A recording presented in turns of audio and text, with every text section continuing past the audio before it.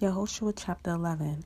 And it came to be when Yabin, sovereign of Hatzor, heard that he sent to Yobab, sovereign of Madon, and to the sovereign of Shimron, and to the sovereign of Akshaph, and to the sovereigns who were from the north, in the mountains, and in the desert plain south of Kinneroth, and in the low country, and in the heights of Dor on the west, the Canaanites in the east and in the west, and the Amorite, and the Hittite, and the Perizzite, and the Jebusite, in the mountains, and the Hivite below the Hermon, in the land of Mizpah.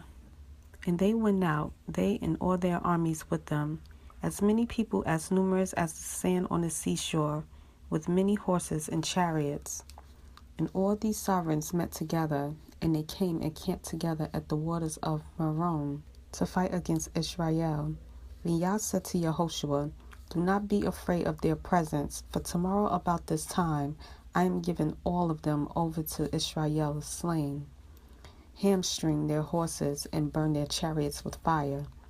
And Yehoshua and all the soldiers with him came against them suddenly by the waters of Merom, and they fell on them.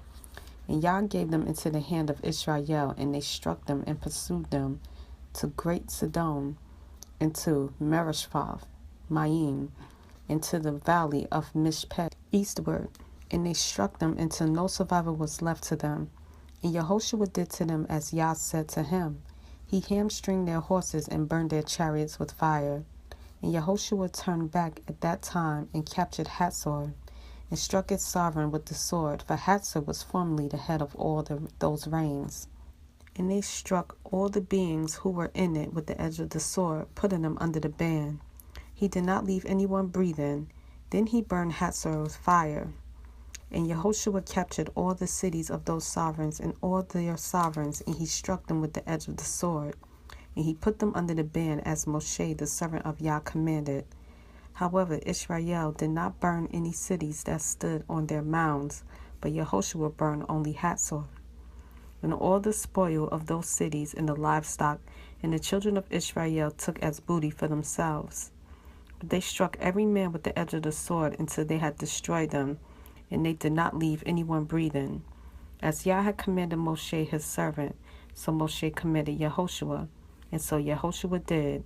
And he did not turn aside a word of all that Yah had commanded Moshe.